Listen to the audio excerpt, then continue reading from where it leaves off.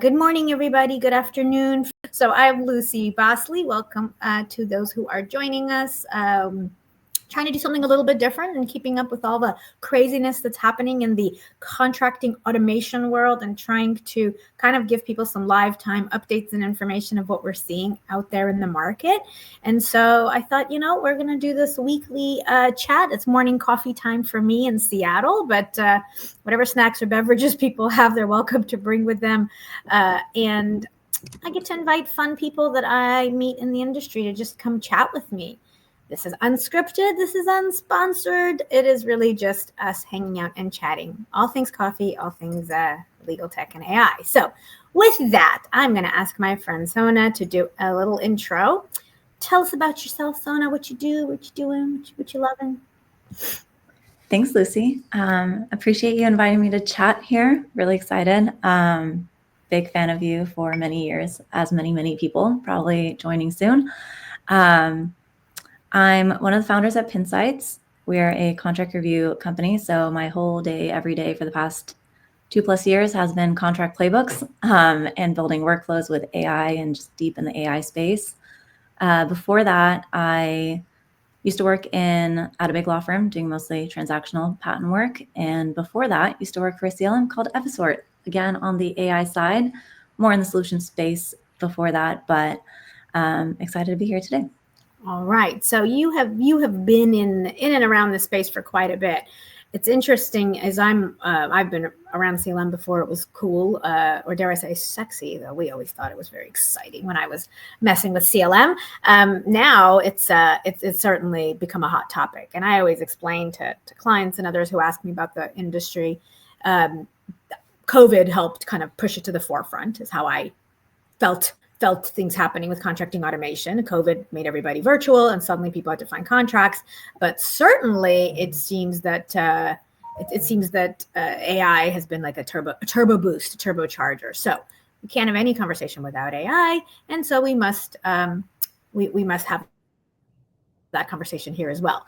I would love for you to start with a minute or two primer on what are the words and taxonomy that anybody should know today about AI. What are the words everybody should know? What do they mean?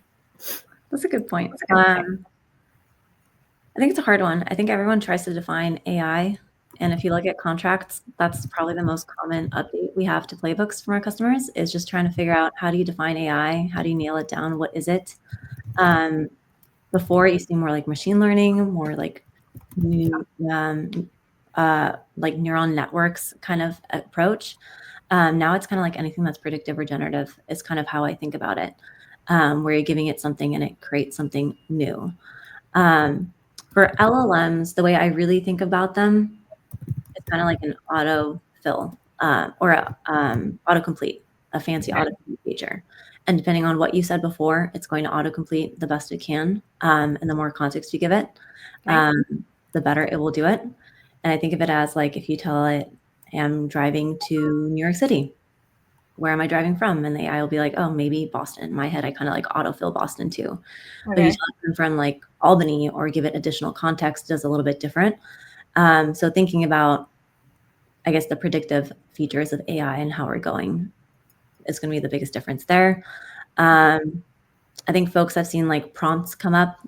There's a lot of focus on prompt engineering. Prompts everywhere. Should lawyers need to become prompt engineers? Do lawyers need to learn? I mean, we've gotten over the whole lawyers, AI is coming after your job. I mean, still we get some of that, but now it's like everybody's got to be a prompt engineer. Everybody needs to know how to prompt. There's so much hype. So okay, tell me about how important is prompting? When does it come into play? And then what types of AI solutions is prompting key? And when is AI just an engine living underneath something that nobody needs to worry about? I don't think you can never not worry about AI. I think you always want to think about it. I see AI as, I think we talk about AI being like an intern or associate, and we try to like personify AI, and you see all these like tools coming out where they have human names and stuff. And I think there is benefit to that. It's like more natural to like talk to a human than it would be to talk to a computer or robot. Okay. I think something lost there is that you are still talking to a system that's like a computer, and you want to think like a computer. And the prompting part is just like, how do you chain together thoughts like a computer would understand? And sometimes as a human, we pull in a bunch of context that we've learned, we've grown up seeing a lot of things and having all this baseline knowledge. And Yeah. AI does come with a lot of that. But a lot of, I think, prompt engineering is just like understanding how to like issue spot kind of like an engineer. So, which is Okay. a good story actually. As Well, starting, hold on. Let me stop you. So issue spot like an engineer. So of course, I'm thinking issue spot like a lawyer. I mean, we are taught issue spotting is what we are actually rewarded and graded on and all that good stuff. So what's an issue spotting like an engineer have to do with issue spotting like a lawyer when we're trying to use AI to help us review contracts? Like, let's break it down. I want to use AI to help me review a contract. I know how to spot issues in a contract, as every lawyer does. What does it mean to spot them like an engineer? that's a good way to actually phrase that. We both do issue spotting. I think for tech, it's a little bit different. Even when we started like building Pincites, when something didn't work for me, I was like, everything's broken. Like the AI is broken. It doesn't work. Versus for engineers, they're like, oh, which part is broken? Can you show me the exact part? How do I reverse engineer into fixing that one thing? And they're able to like find the part that needed fixing. And part of the prompt engineering is just not giving up and just saying everything is broken if you don't get the right answer immediately, but thinking about how you can backtrack into what part is missing. And I often talk about this approach that's like least to most for prompting, starting with what is the simplest thing you can give it? Like, I want an MSA. Great. Just tell the AI you want an MSA. Figure out if it doesn't give you the right answer, what part did it need additional? And then doing that little like step-by-step approach and building out to the final result that you want. And just thinking about, again, like each step, what part is missing, what context is missing. Is it explanation I need to give it that the AI doesn't know? Is it an example I need to give it? Do I need to do this in different steps? But kind of breaking down that task in that approach. I love the idea of don't just assume it's broken just because you didn't get the answer you want. And I think that is exactly what's happening right now with AI, experience with AI, with attorneys, but actually legal tech in general, is that there's such a low level of trust and patience. We have this high level of patience when it comes to training new hires. Or, I mean, we have to, right? We need the help. We're buried. We have new fresh baby lawyers, as we say, we're coming in like, okay, we need to coach. We have to do that. I feel like with tech, there is no tolerance for mistakes. The credibility is shot immediately, and there's just kind of this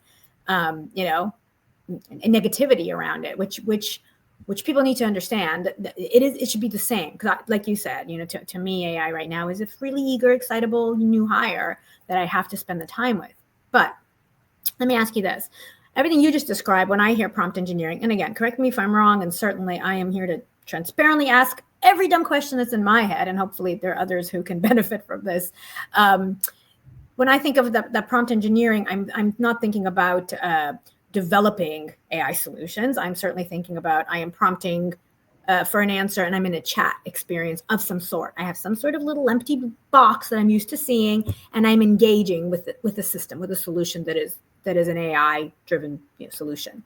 What about those situations, though, where AI is living under the hood of something? Those users shouldn't have to worry about prompting, should they? Or is AI and prompting always together? And I think that's part of the confusion we're seeing, right? We have prospects call us all the time. Help me pick a system. I need AI. Which AI system? Which AI should I buy? I'm like, whoa, what are you talking about? So help me kind of think through that chat experience in AI and versus just AI being this really smart engine living somewhere because it's been around for a while. That's a good question. I think it depends on the task. Like at Evisort, we did like repository AI, where I just pull out a bunch of trends for you. Obviously, there isn't prompt engineering in that, but there is some like building and training of the AI in a different way. And there's a lot of different forms of AI that will take. The one that folks are just generally talking about now are LLMs, which are the more of like, give it instructions, it will do something for you. It's very generative. And because it is kind of non-deterministic, gives you a different answer every single time you ask it the same question. You want to like get more order out of that randomness. And that's where prompt engineering comes in. And it's partly because it's trained on humans. As humans, like for contract review, for example, I give the same person the same contract multiple times. They will probably mark it up slightly differently. Same ideas, but like slightly different words. Same with LLMs. Give it trained on humans. So if you give it the same contract different times, it will mark it up slightly differently, find different things each time. And then how do you create order out of that chaos is where prompt engineering comes in. And then from that, I just think of it as, what are the chained instructions I need to give it, in what order to give me the result that I want, and how can I improve that chain of instructions to get better and better results over time. Yeah. Okay. And I think that's another important thing, that in fact, you shouldn't expect to get the right answer the first time necessarily. And you shouldn't expect to get the same answer every time you ask the exact same question. I think that's another thing that for some reason, lawyers will treat that as a credibility fail. Like, well, wait, but I just asked you that before. Now you gave me a slightly different answer. How can I trust you? Because I think there's still this gap in understanding of that is actually how it works. That is part of the generative learning and the continuous, it's almost like a continuous improvement thing. I think that's, probably something that we're seeing certainly is without this understanding of how it's supposed to work, there's an expectation that it's going to be very binary, like how we used to think about computing, right? Or technical solutions. It was it's black and white, it's on and off, it's zeros and ones. And I think this is so not like that it's creating a little tension in embracing it, although as we know, FOMO is high and everybody's trying to embrace it. So where should lawyers start? So in-house lawyer, let's do the world we live in. You and I we are contracting folks. So commercial contracts lawyers, they're in-house. Every law department has this problem. Doesn't matter what size, what industry, what geography you're in. The problems are very similar. They're hunting for not just tech to help them, they're hunting for AI to help them, which makes me a little nervous. Where do they start, right? So mandate came down, the GC's like, we need to use AI. Whatever that means, what should that commercial lawyer do? Where do they start? That's a good question. I think this goes with anyone adopting AI. There's usually like a adoption flow that you go through naturally. Some folks try to skip a lot of steps and get to the most complicated workflow you could build out. But initially I'm like, you start with a chat, just regular, like ChatGPT. You can get an enterprise version, ask it questions, ask it to draft emails, ask it to do first drafts of things. With that, you start learning how to like talk to the AI, how to chain your thoughts together. That prompt engineering comes in. From there, you're like, I would love if it wasn't just like out of the box, but it was customized to my information. From there, I recommend like giving it knowledge sets, so building custom GPTs. So again, a chat, but with certain knowledge or instructions on the back end where the AI, like one example is in my like little course that I do, I have folks create like a prompt engineering chatbot where I upload a bunch of documents, give it some instructions like you are a prompt engineer. So now every time I ask questions, it will like fix my prompt and make it a little bit better for me. Okay. So it's like a customized chat experience. From there, you're like, great, I like this customized chat. How can I like take a bunch of these and automate a thing that I'm doing? So that's like where the workflows come in, like prompting or like contract review, where it's not one task. I can't just like, I know folks try to skip and they're like, try to use a chat to do a contract review where they're like, I just want you to like mark up this whole contract. Yes. Really, that's a workflow. Because like for each issue, I'm going through the contract and saying like, for this issue, what are the clauses in scope? From there, how do I want to redline this? How have I redlined it in the past? What does my playbook say? From there, how do I explain this now to the counterparty? It's a mini workflow that you go through in your head, issue by issue, and you're asking a chat to solve it. So figuring out what those final use cases you're looking for, and then starting from the simple, but slowly building out into something that can kind of live on its own. And eventually you can get like a very complicated tool, kind of like Pincites, where we can like train in, the AI will do some passive learning on its side. But again, you still want to understand like, how does the workflow work? How does the prompting work? How does the chat work for those things kind of all to flow together? Yeah, I think that's the issue. I'm going to represent the people. The in-house lawyers, they're buried in work. They're just buried. They're used to their email. They're used to Word. That's what they're used to. I think that kind of the end-to-end CLM systems, I'm going to use my little air quotes because the end-to-end CLM systems make me very uncomfortable. We can have that chat another time, or their promises at least make me a little uncomfortable. But that was that first iteration of, hey, we're here to help contracting be faster and better, and this CLM system will work with you along all the phases of the contracting lifecycle. And then, of course, we have really, really great point solutions that are popping up more and more, and very focused and specific solutions. I think like Pincites is solving a particular problem. And those are great. Different approaches, different tech base, right? Different tech. They were born with in a different tech time and a different tech, availability. And Some are catching up, some are born in it. So we have this kind of smorgasbord right now of technologies that are all targeting the contracting pain points. Different stages have different pain points and all that.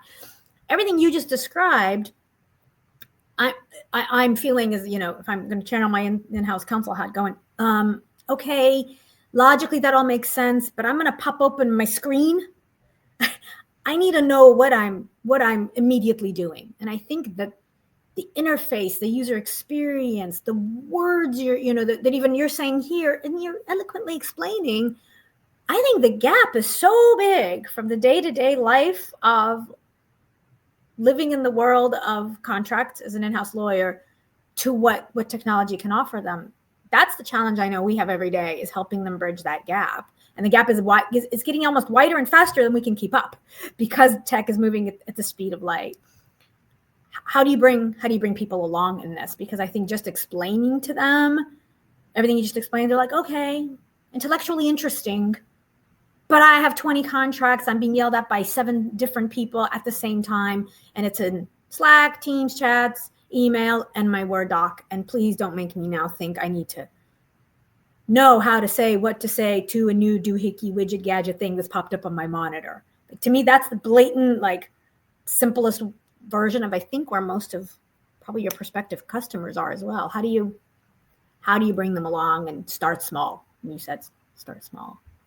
Yeah, that's a very, very good point. And most of the industry is like that. And it is tough to sell, because part of my sales motion ends up being first, at least what we're selling is the first time a lawyer has really bought technology.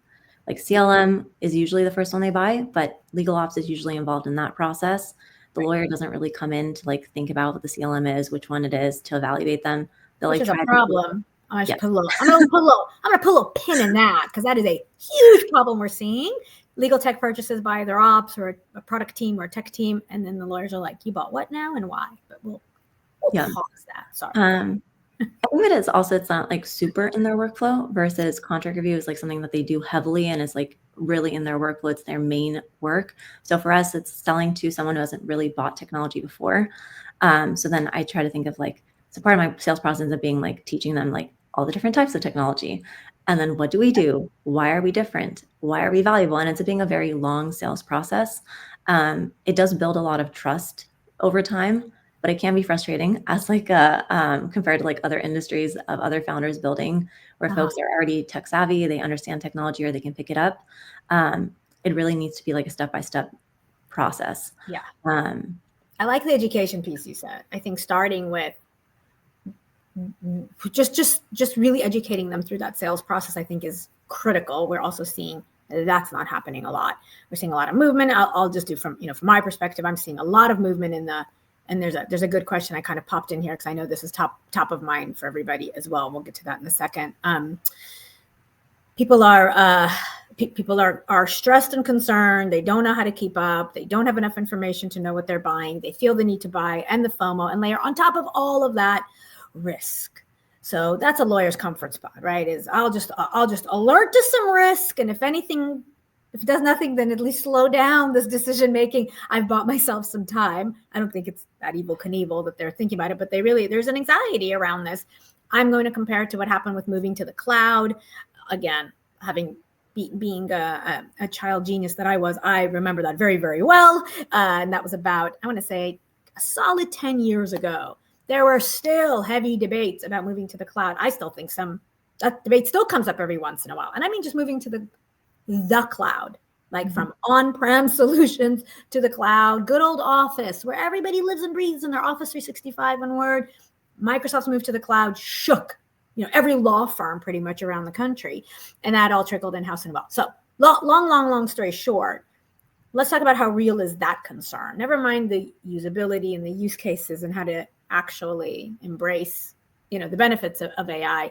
How do they get over that security hump? What are the questions they should be asking? And then what do they do with those answers? I've got some thoughts, but I want to hear your thoughts. Yeah. How do you answer that? The most common things, it's even downloading a Word add-in, folks will need to go through security review and just make sure that the AI isn't saying everything you're doing in Microsoft Word, which is a lot of things in your day. The The way we generally handle that, and it depends on the spectrum of like, is this a public company? Is it private? Is it regulated? Folks have different concerns. Right. The main thing I would be looking for is what foundation models is the provider using?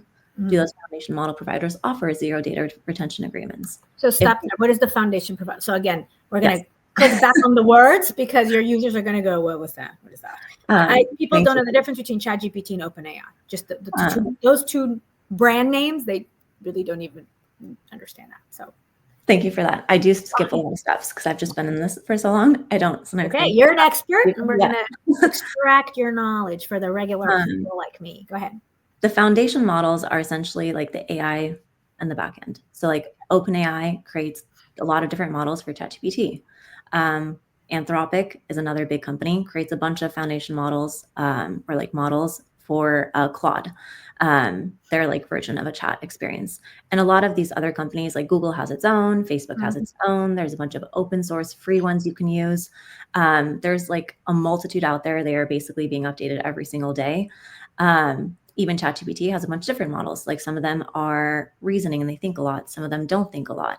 And depending on what task you're doing, you might want it to think more or less and just follow directions a little bit better. Different companies can basically make calls to those or like reference those models into their tool. So like for us, we use a mix of Anthropic, OpenAI, because we benchmark all the models out there and those are the best ones for the things that we do. And then I want to go back. You can ask the provider, like, what models do you use? For us, we always respond like OpenAI's models, Anthropic's models. You can go and look like, do those have data retention agreements? Both of those, or zero data retention agreements. Both of those provide it. We have the signed agreement with them that they're not going to retain, train on, or do anything with that data. And then from our end, we can also provide those representations in our MSA. But that would be the biggest way to make sure like your data isn't being trained on or used. There's other like security things like how you've built it. If you ask for like an architectural diagram and have your IT person look at it, that usually solves that issue. Got it. Okay. So we've got some of the questions that need to be asked. You talked about zero data retention policy.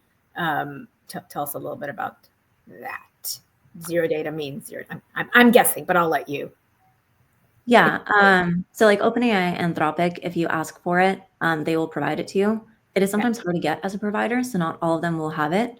You have to we had to use like an inroad channel to get it with OpenAI, since we're a YC company. But once you get it, what is it? What are you asking for? It's like a contract, essentially, like an addendum, addendum to like the out of the box terms that they have that you accept as a provider. Okay. They send you that, you can sign it, essentially says they won't train on or use that data or save it once you send that data over to them. Okay. So that way all your customers' data is being secure. Perfect. That sounds like a nice, easy black and white answer. At least people have a thing to ask for now. That makes it a little bit easier, right? I think the only caveat is some companies use like OpenAI's models through Microsoft Azure because there's like a benefit to that. That has different terms. So I would double check where the OpenAI models are also coming from. Because like there are some like other providers of it, kind of like Microsoft offering the OpenAI models, and you do get some protections and less protections depending on which path the provider is taking.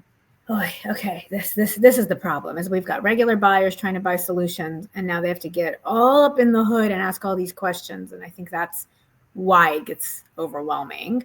I mean, my words of advice are always, if you're using anything free, you get what you pay for. So expect no protection.